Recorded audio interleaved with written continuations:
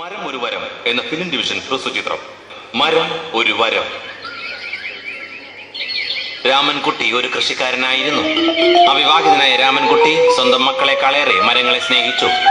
പെട്ടെന്നാണ് വഴിയരികിൽ രാമൻകുട്ടി ആ കാഴ്ച കണ്ടത്. ഒരു ജാതി മരം ഉണങ്ങിക്കരിഞ്ഞു നിൽക്കുന്നു.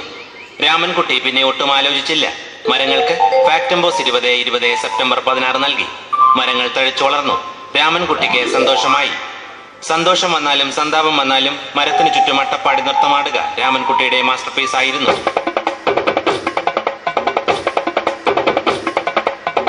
രാമൻകുട്ടി ദൈവത്തിനോടായി പ്രാർത്ഥിച്ചു, നിങ്ങൾ എനിക്ക് ആയുസ്സും ആരോഗ്യവും തരൂ, ഞാൻ മരങ്ങളെ സംരക്ഷിച്ചുകൊള്ളാം.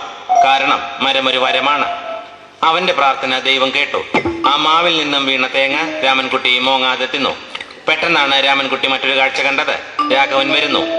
മരം മുറിക്കൽ ഹോബിയാക്കിയ, അതിലുപരി ജോലിയാക്കിയ രാഘവൻ മരങ്ങളുടെ ശത്രുവല്ലേ? മരം മുറിച്ച് ഫർണിച്ചർ പണിയുന്നത് തെറ്റല്ലേ? അവനെ ഇതിൽ നിന്ന് പിന്തിരിപ്പിക്കണം. അവർ തമ്മിൽ ഒന്നും രണ്ടും പറഞ്ഞു.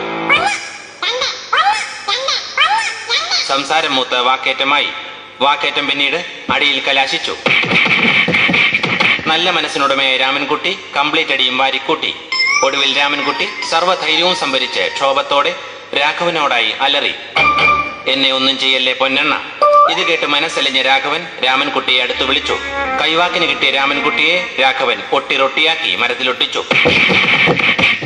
ഇന്നത്തെ പണി കഴിഞ്ഞു. രാഘവൻ സംതൃപ്തിയോടെ മടങ്ങി. തനിക്ക് തല്ലുകൊണ്ടാലും മരത്തെ രക്ഷിക്കാൻ കഴിഞ്ഞ സന്തോഷത്തിൽ രാമൻകുട്ടി മരത്തെ കെട്ടിപ്പിടിച്ച് പൊട്ടി പൊട്ടി കരഞ്ഞു. കാരണം മരം ഒരു വരമാണ്. അപ്പോൾ ഇതൊന്നും അറിയാതെ അതുവഴി വന്ന വഴിപോക്കൻ തെറ്റിദ്ധരിച്ച് രാമൻകുട്ടിയെ നോക്കി പറഞ്ഞു, മരത്തെ പോലും വെറുതെ വിടില്ല, നിനക്കുമില്ലേടാ അമ്മയും പെങ്ങന്മാരും. രാമൻകുട്ടിക്ക് ഒന്നും മനസ്സിലായില്ല. പക്ഷേ മരത്തിനെ എല്ലാം മനസ്സിലാവുന്നുണ്ടായിരുന്നു. മരം നാണം കൊണ്ട് ചില്ലകൾ താഴ്ത്തി. രാമൻകുട്ടി സ്വയം പറഞ്ഞു, മരം ഒരു വരമാണ്. മരത്തെ രക്ഷിക്കാൻ കഴിഞ്ഞ സന്തോഷത്തിൽ രാമൻകുട്ടി മരച്ചുവട്ടിലിരുന്നുറങ്ങിപ്പോയി. പെട്ടെന്നാണ് അത് സംഭവിച്ചത്. പ്രകൃതി അതിന്റെ തനിക്കുണം കാണിക്കാൻ തുടങ്ങി. കാറും കോളും വന്നു. കാറ്റാഞ്ഞ് വീശി. രാമൻകുട്ടി കുപ്പി തുറന്ന് 2 വീശി. പ്രകൃതി വിട്ടുകൊടുത്തില്ല.